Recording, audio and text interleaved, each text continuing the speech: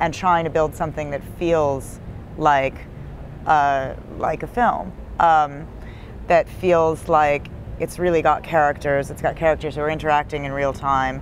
They're speaking to each other and they're doing things rather than just speaking to you all the time. Now that said, I'm obviously not a classic observational cinema person. I do use interviews and montages and other things. And for those, I guess, I mean, the one thing that I know when I'm doing my interviews, you sit down and you do an interview with someone and you know what they think you want them to say. And you always, you know, in office hours in particular, it was sort of, you know, they sort of would sit down and say, this is why this company is great, and this is what I do, and this is my job, and and a lot of it's incredibly boring. What's interesting is the way that they say it, and it's the stuff that slips in the side. It's sort of the way that they express enthusiasm. I mean, even Apu describing, like the way Apu in Shot in Bombay describes, you know, it's a movie about, you know, these cops that surround a building and shot the shit out of it, you know, and he wouldn't say that, or maybe he would say that on a television piece that had to make it into Bombay, but it probably wouldn't because he'd be nervous about it, and you know they'd cut it out and And so there's a way where if you're just, you know, these conversational interviews where you just let people go, and the fact that it's not so much, you know, you see the way that they're sort of packaging themselves. That's part of who they are. And I guess another influence, I'm slightly reluctant to say this because it sounds like I'm making fun of the people in my films, and I'm not, ever.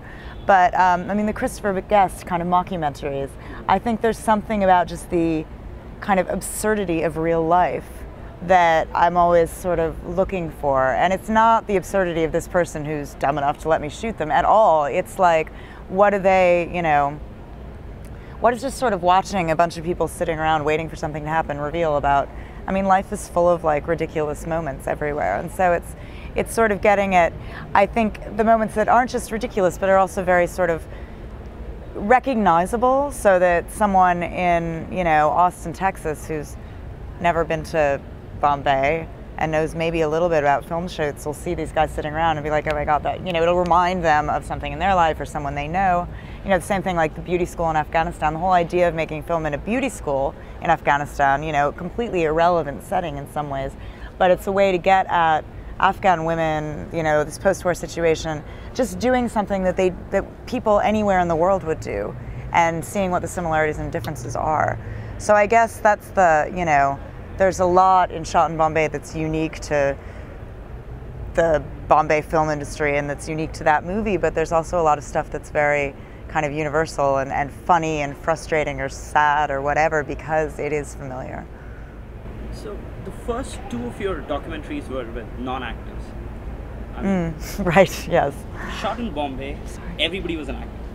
Yeah. Apu, I mean, he belongs to film. What do you prefer? I mean, for your subjects? Well, I definitely, it's funny that you say that. I mean, when I first started interviewing the cast, because they sort of trotted through all the cast, and I was like a fucking actors, like they're impossible to interview. They're so, you know, they're so packaged, and they're so like, this is, you know, and that's sort of, and even, you know, their intimacy is completely artificial. I mean, and I have to say, you know, Sanjay Dutt is amazing at it. You know that he's given thousands of interviews and that he's saying something he's said a million times, but the way he manages to sort of lean forward and, you know, look at you and just seem like you're really connecting. And he did talk to me for like 45 minutes, which was sort of astonishing, and I don't know why.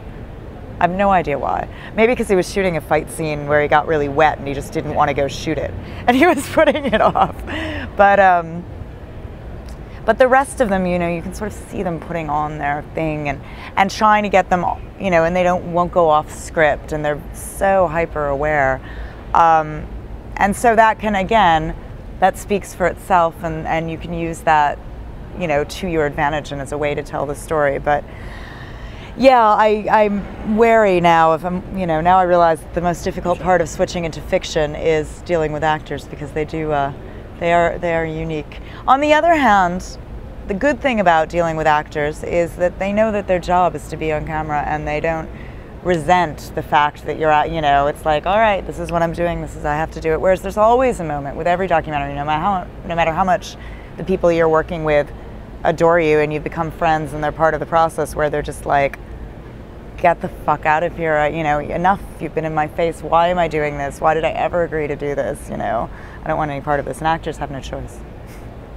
Because our reach is predominantly Indian, I mean Indian readers and Indian bloggers and all that, and their exposure to documentaries is very, very less. Right. So again, coming back to the point of script, when you're with non-actors and when Office Tiger especially, you had the freedom. They were not going anywhere. Whereas in Shot in Bombay, Sanjay Dutt would leave. Apu would, he would, in a fit, he would leave. So, in making documentaries, I mean, would you have a script and would you try to follow it, or because I know a lot of shots in Office Tiger were really, really personal, especially the strategy, the birthday party, the cake, and all the women standing around and trying to look at the camera. And right. I think at one point I saw, don't look at the camera, don't look at them, and they look and they turn their head away. So, do you follow a script when you're making documentaries, or very layman terms? I mean, the process of making documentaries. Right. Well, I mean, a documentary starts with an idea, and the simpler the better, because if the idea is too complicated, then then you get bogged down in all sorts of crap very quickly. So it starts with an idea that you can develop out. I write treatments for my documentaries the way you would write a treatment for a fiction film. Like you want, 5 to 10 page piece that reads like a really good magazine article, a really good short story.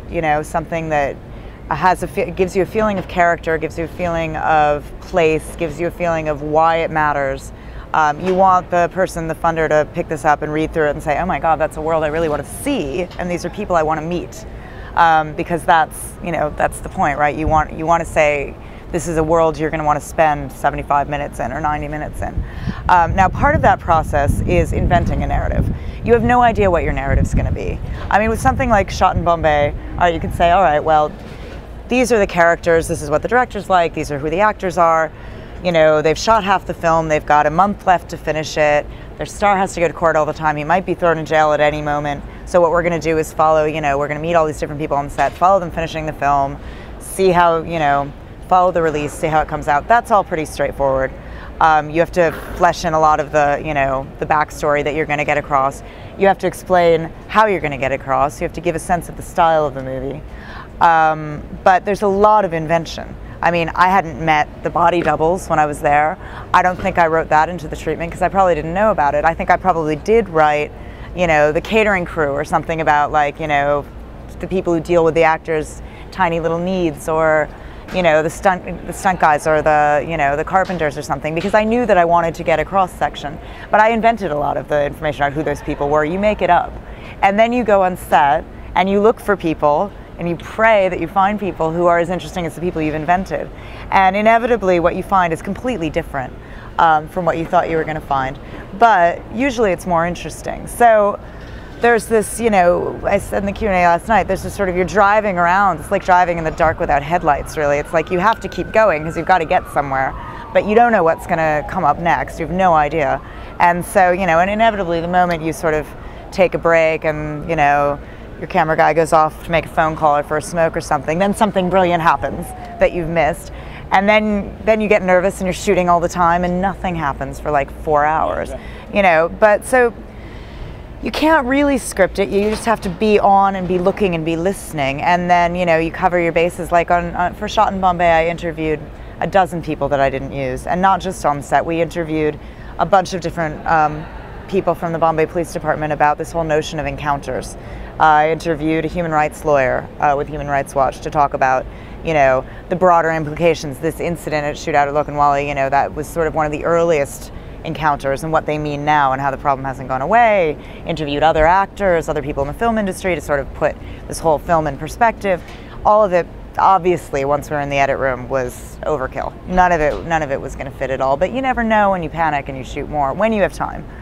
But the real scripting process takes place in the edit room, and that's where you say, okay, we know where we start, we know where we end, we know a few key points along the way. What other scenes do we know we have that are good? What scenes are really going to be great? Then I make 3x5 cards of all of my scenes, and this is after you've gone through all of you watch all your rushes, which is ridiculously tedious, bore yourself to death.